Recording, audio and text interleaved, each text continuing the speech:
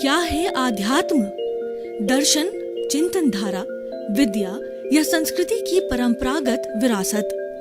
आध्यात्म दर्शन यानी जीवन का शाश्वत सत्य। मानव जीवन से जुड़े शाश्वत सत्यों को जानिए और समझिए उपासक डॉक्टर सोहन राज तातेड़ से हमारे खास कार्यक्रम आत्मविज्ञान में। आत्मविज्ञान यानी सही दृष्टि, सही सोच।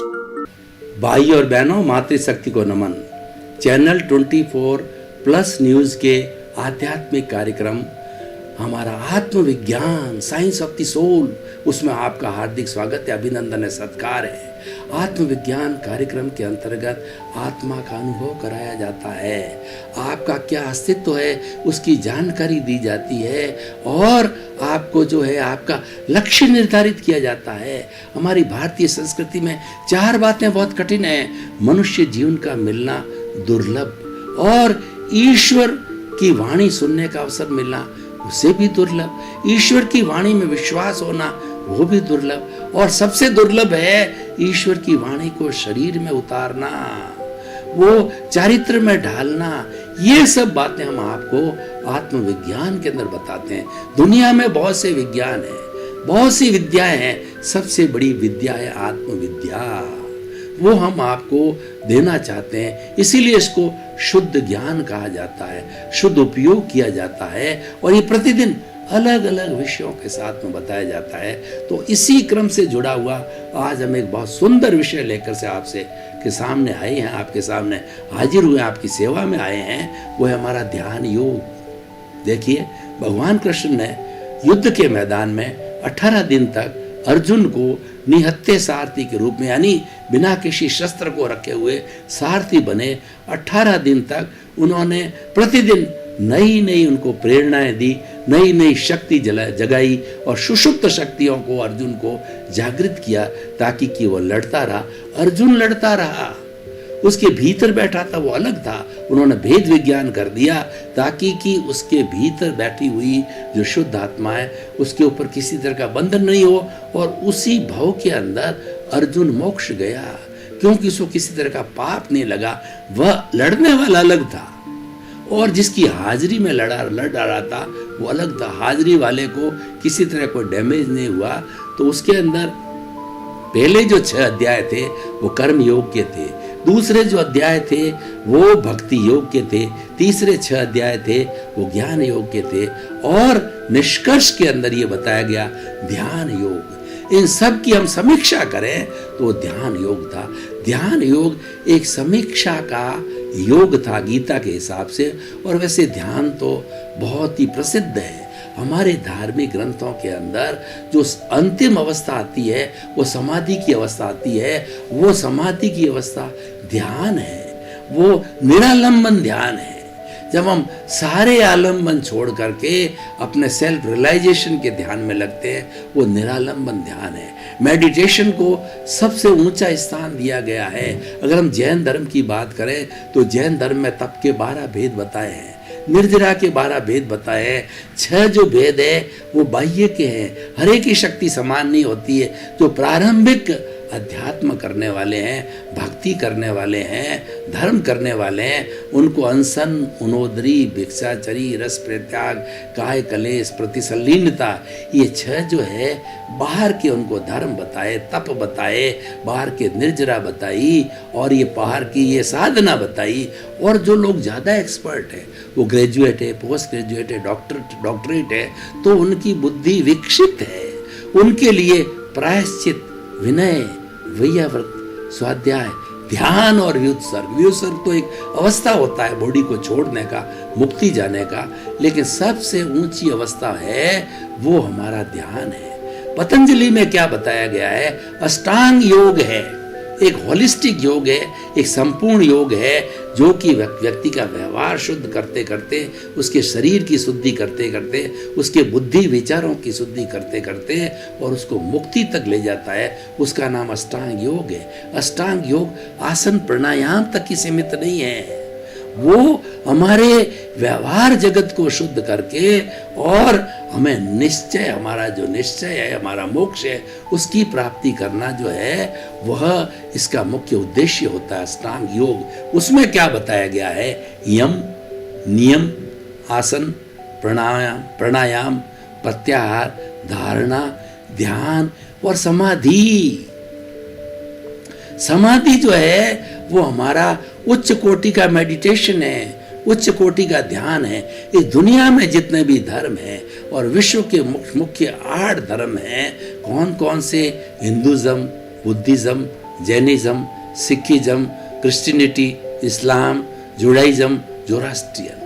इन 8 धर्मों के अंदर ध्यान को सर्वोच्च स्थान दिया गया है। सबसे उच्च साधना ध्यान की होती है।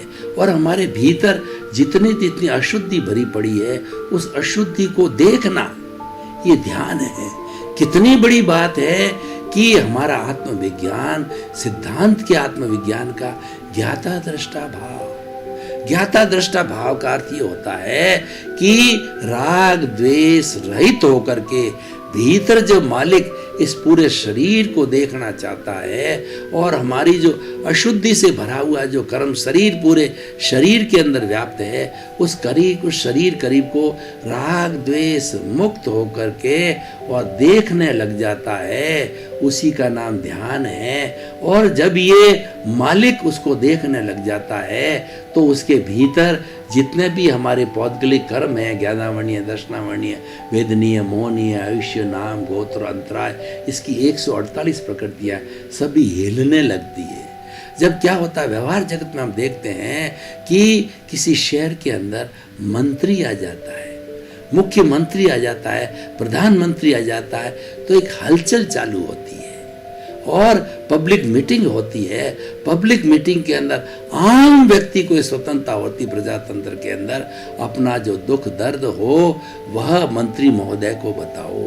पुराने जमाने में राजा होते थे, ये वर्तमान के राजा है, क्योंकि प्रजातंत्र में ही हम ही उनको राजा बना के भेजते हैं, हम ही उनको चुन करके भेजते हैं, हम ही उनको अपना प्रतिनिधि बना करके भेजते हैं। तो उनका दायित्व होता है हमारे दुख दर्द का समाधान करे। तो मालिक जब हाजिर हो जाता है, फैक्ट्री के अंदर मालिक आकर के ऑफिस पे बैठ जाता है और एक ऑफिस के अंदर अफसर अपने कार्यालय में बैठ जाता है, तो जितने भी कर्मचारी है सब विजिलेंट हो जाते हैं, उनमें एफिशिएंसी आ जाती है, हर एक 100% एफिशिएंसी से काम करता है। ठीक उसी तरह से इस ध्यान योग के माध्यम से जब हमारा मालिक जो है इस शरीर के अंदर घूमने जाता है, ज्ञाता दृष्टा भाव से वो राग द्वेष रहित होकर के एक एक कोशिका के पास जाता है, तो कार्बन शरीर हिलने लगता है। देखिए कि किसी को भूत लग जाता है, भूतनी लग जाती है, तो जो मंत्रों का ज्ञाता होता है और जो विद्या को जानता है, भूत निकालने की विद्या को जानता है, जब उसको असली पकड़ आ जाती है तो उसकी चोटी पकड़ लेता है भीतर बैठते पुलिस को, जो भीतर बैठे हुए जो है भूत को। और भूत जाते हैं, क्यों जाते हैं कि भूत भी जो है एक उत्पत्ति स्थान है, भूत भी एक जगह है, मतलब वहाँ पे वो भी एक आत्मा है। अगर हमारा उससे कोई हिसाब किताब है तो हमारे शरीर में घुस करके और हमको दुख देता है, दर्द देता है और इसके अंदर घुसा रहता है, वो पागलपन की बातें करता, भूत भूतनी लगती है। तो उसी तरीके से, लेकिन जो तांत्रिक होता है उसकी चोटी पकड़ के कहता है, तब वो कहता है बाप जी जाऊं जाऊं जाऊं, भागूं, मुझे छोड़ दो, मुझे छोड़ दो। वो वादा लेता है कि मैं तुम्हें जो अभी छोड़ता हूं तुम तुरंत भाग जाओगे और हमेशा के लिए इस शरीर को जो दुख नहीं दोगे। तो वादा करते हो तो मैं तुम्हारी चोटी छोड़ूं, नहीं तो मैं तुम्हारे को कस करके और बांध दूंगा। तब वो वादा करता है, भूत निकल जाता है। ऐसे भूत निकाले जाते हैं। तो ठीक उसी तरीके से ध्यान योग के माध्यम से जब हमारा प्रभु राउंड लेने लगता है शरीर के अंदर, तो कार्बन शरीर भी पूरे शरीर में है और शरीर के अंदर 60 खरब कोशिकाएं हैं और ज्ञाता दृष्टा भाव से पूरे शरीर को देखना चलता है। राग, ज्ञाता दृष्टा का अर्थ क्या है? राग द्वेष मुक्त होकर के वो शरीर में जितनी अशुद्धि पड़ी है उससे हमारा मालिक जो है न किसी से राग करता है, न किसी से द्वेष करता है, समता भाव से देखने और जानने की योग्यता के साथ में मात्र ज्ञान ने देखने लगता है तो जो भूतर भूत बैठा है, हमारा कार्मण शरीर है जो कर्मों का पुलिंदा है, वह शिथिल हो जाता है और भागने लग जाता है। ध्यान योग एक बहुत बड़ी तपस्या है। मैं आपको उदाहरण देता हूँ कि जैसे हमारा ये शरीर है एक भगोले की तरह है। हमारे पास में दूध है, उस दूध को गर्म करके उसमें चीनी मिला करके हम पीना चाहते हैं तो गर्म कैसे होगा? वो अग्नि पर डालने पे होगा, और सीधा ही अगर दूध को हमने अग्नि पर डाल दिया तो अग्नि बुझ जाएगी और वह हमारा दूध भी खराब हो जाएगा, चला जाएगा, तो और हम वंचित रह जाएंगे। तो हम क्या करते हैं? उस दूध को भगोले में डालते हैं, भगोले में डाल करके और अग्नि पर रखते हैं तो धीरे धीरे ज्यों ज्यों ताप लगता है, ताप लग करके आपने देखा होगा टर्बुलेंस पैदा होता है। छोटी छोटी बूंद के जो परमाणु हैं ऊपर आते हैं, 1 2 4 5 10 100 1000, और वो सारे जो है वो बुदबुदाते हुए जो ऊपर आते हैं उसको टर्बुलेंस बोला जाता है। और धीरे धीरे वो परमाणु अपनी जगह छोड़ते हैं तो वह उसकी जगह गर्मी घुस जाती है, उसकी जगह टेम्परेचर घुस जाता है, उसकी जगह हॉटनेस घुस जाती है, तो ठीक और हमारा दूध गर्म हो जाता है। तो इसीलिए ध्यान क्या है? ध्यान एक भगोला है। जब हम शरीर हमारा एक भगोला है और ध्यान है वो ऐसी शक्ति है कि वो टर्बुलेंस पैदा करती है इस भगोले के अंदर, और इस भगोले के अंदर जो कर्म पड़े हुए हैं वो कर्म के अंदर जैसे कि परमाणु छोड़ते हैं वो जगह होती है तो वह छिन्न भिन्न हो जाते हैं, शिथिल पड़ जाते हैं, और शिथिल पड़ करके डिसोसिएशन होता है जिसको हम निर्जरा बोलते हैं हमारी आत्मविज्ञान की भाषा के अंदर। वो निर्जरा होती है और वह कर्म हमारे शरीर से अलग होकर के, और जितना जितना कर्म शरीर हमारे कार्मण शरीर से अलग होगा तो वह शुद्ध होता जाएगा। अब देखिए हमारा उद्देश्य तो है कि उस कार्बन शरीर को ताप देना, सीधा ताप नहीं जाता। हमारा तो उद्देश्य है कि दूध को ताप देना है, सीधा नहीं दे सकते, भगोले के माध्यम से देते हैं। तो शरीर एक भगोला है और हमारा जो वो अग्नि है, जो हमारा ध्यान करते हैं वो अग्नि है, अग्नि उसको तपाती है और उसमें टर्बुलेंस पैदा करती है और वो शिथिल होकर के कर्म शरीर धीरे धीरे जब सुपर स्टेज का ध्यान किया जाता है एकदम शुद्ध हो जाता है। और ये अंतिम समाधि की स्टेज होती है जिनको बहुत शीघ्र ही इस कार्बन शरीर को धुलाई करने होते हैं, धुलना होता है, वो ध्यान की प्रक्रिया में जाते हैं। क्योंकि ध्यान योग के द्वारा हमारा जो ज्ञाता दृष्टा भाव है वो विकसित हो जाता है, क्योंकि वो डिस्टर्बेंस करने वाला नहीं होता है। ध्यान के अंदर बिल्कुल एक आलम्बन सहित होता है, नो डिस्टर्बेंस एट ऑल। और जो ध्यान किया जाता है शांतिपूर्ण जगह में होता है, साफ जगह में होता है, और एक ऐसा आसन जिससे शरीर भी अपन को परेशान न करे। श्वास शिथिल होना चाहिए, शरीर में पहले कायोत्सर करके बांध किया जाता है, यानी पूरे शरीर के अंदर ये ऑटो सजेशन दिया जाता है कि मेरे शरीर के अंदर जो कोशिका एक एक रोम रोम कोशिका शिथिल हो जाए, शिथिल हो जाती है। कोई अकड़न नहीं, कोई जकड़न नहीं, कोई तनाव नहीं, कोई टेंशन नहीं, कोई स्ट्रेस नहीं, कोई स्ट्रेन नहीं। जब बिल्कुल शवासन हो जाता है, कायोत्सर्ग हो जाता है, श्वास शिथिल हो जाता है, तो फिर पीछे जब ध्यान किया जाता है न तो हमारा ध्यान इधर जाता है न उधर जाता है, न भटकता है, सर्व ज्ञाता दृष्टा रहता है। और उस अवस्था के अंदर हम जितने समय रहते हैं उसमें हाईएस्ट रूप से जो है हमारे कर्मों की शुद्धि होती है, और कर्मों को शुद्ध होकर ही हम मुक्ति जा सकते हैं। इसीलिए निर्जरा का मतलब होता है आत्मा से कर्मों का अलग होना।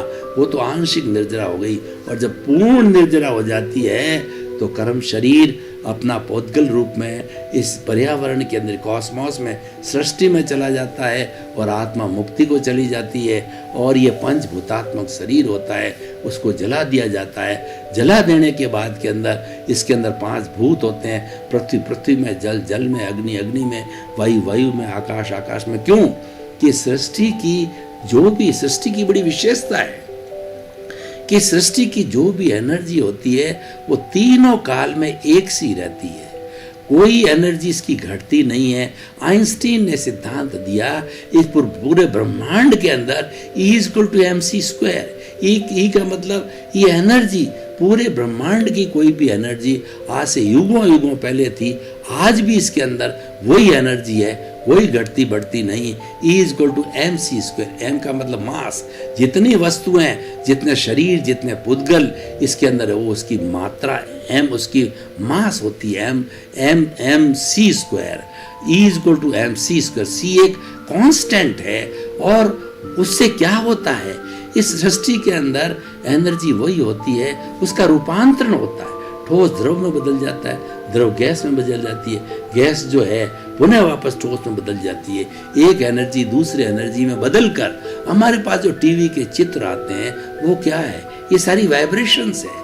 हम बोलते हैं तो हमको जो ऑडियो सुनाई देती है ये वाइब्रेशंस है, और हम मोबाइल से जो बात करते हैं देश में विदेश में, ये वाइब्रेशंस के आधार के ऊपर ये सारा आविष्कार हुए हैं। ये पूरी सृष्टि ये वाइब्रेशन से भरी हुई होती है। ऐसा बताया गया है कि एक परिंदा भी जब इस सृष्टि के अंदर पर मारता है तो पूरी सृष्टि हिलती है। हमारा मोबाइल का स्क्रोल देखो, स्क्रोल को धक्का देते हैं, कितना तेज भागता है, क्योंकि ये सारा सापेक्ष है और ये पूरा जुड़ा हुआ है, इसलिए हमारा जीवन सापेक्ष है। 84 लाख जीवा योनियों का जीवन सापेक्ष है, वो अकेला कुछ भी नहीं कर सकता, एक दूसरे के सहयोग से ही काम चलता है। परस्परोपग्रो जीवन आप। तो हम बात करे थे ध्यान योग की, बहुत सुंदर योग है।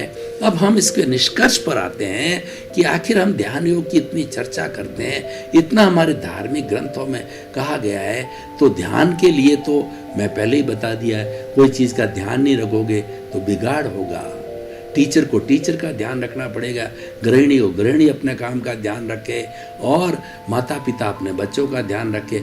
हर एक को अपना अपना जैसी ड्यूटी है, दायित्व है, ध्यान। और आप गाड़ी चला रहे हो, ध्यान नहीं रखोगे तो एक्सीडेंट हो जाएगा। अगर आपका आमदनी कम है, खर्चा ज़्यादा कर दिया, ध्यान नहीं रखोगे, आप पे कर्जा चढ़ जाएगा और आप तकलीफ में आ जाओगे। इस तरह से ध्यान योग तो हमारे बाह्य जगत में कितनी आवश्यकता है ध्यान की, तो भीतरी जगत में तो उससे ज़्यादा इसका उपयोग होता है, क्योंकि भीतरी जगत के अंदर अगर उच्चतम साधना करनी है, किसी को उच्चतम डिग्री PhD की लेनी होती है, तो उसको बहुत पढ़ना पड़ता है, बहुत ज्ञान को एकत्रित करना पड़ता है, अपनी बुद्धि को सुपर बनाना पड़ता है, इंटेलेक्चुअल होना पड़ता है। तो आध्यात्मिक क्षेत्र में हमारे आत्मविज्ञान के अंदर सुपर बनने के लिए ध्यान सबसे बड़ा माध्यम है, और ये ध्यान एक भावक क्रिया है। ध्यान को जो है प्रैक्टिकल रूप में ये बताया गया है कि अगर हम प्रवचन दे रहे हैं और वर्तमान में जी रहे हैं और हमारा ध्यान प्योरली प्रवचन के अंदर है, तो ये सबसे बड़ा ध्यान है। क्योंकि आप सबसे बड़ा ध्यान कौन सा है कि प्रेजेंट में रहना, न तो फ्यूचर में जाना, और न जो है हमारा मतलब हमारा भविष्य के अंदर जाना, न तो फ्यूचर हो न पास्ट हो, सिर्फ प्रेजेंट के अंदर हो। इसलिए कहा गया yesterday has gone away, tomorrow never exist, कल कभी नहीं आता। The moment of the present is with us to do something. What is to do? ध्यान रखो, भावक क्रिया करो कि आप हर वक्त वर्तमान में जियोगे तो आपका विकास ही विकास है। और हम वर्तमान में जीते हैं तो सबसे बड़ी बात क्या है, हम राग द्वेष से मुक्त होते हैं, क्योंकि हमारा चिंतन वर्तमान में रहता है। और राग द्वेष कब पैदा होता है कि हम वर्तमान से चूक करके भूत भविष्य में जाते हैं, तब राग द्वेष खड़ा होता है। ये अच्छा है, ये बुरा है, ये लाइकिंग है, ये डिसलाइकिंग है, ये भोजन अच्छा नहीं, स्वादिष्ट नहीं है, ये खारा है, ये मीठा है, ऐसा है, वैसा है।